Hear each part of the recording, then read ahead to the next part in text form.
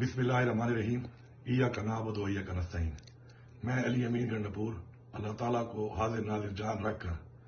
قرآن پاک پر حلف لے کر یہ بیان کرتا ہوں کہ مجھے عمران خان نے کبھی بھی پاکستان کی فوج کے خلاف، پاکستان کے اداروں کے خلاف یا پاکستان کی پولیس کے خلاف کسی قسم کی کسی سازش کے بارے میں یا کسی قسم کے تشدد کے بارے میں کوئی بھی اقدامات کرنے کے احکامات کبھی بھی نہیں دیے۔ اس کے علاوہ جب بھی ہم نے کوئی دھرنا کیا، ہم نے کوئی پروٹیسٹ کی، ہم نے کوئی مارچ کی، تو اس میں کبھی بھی یہ مقصد نہیں تھا، نہیں ایسے احکامات تھے کہ جس کے اندر کسی کی تعیناتی کے اوپر، ادارے کے سربراہ کی تعیناتی کے اوپر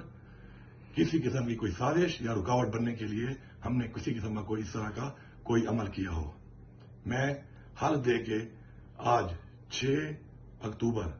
2023 کو یہ ریکارڈ بیان کر رہا ہوں کہ عمران خان نے کبھی بھی ہمیں پرتشدد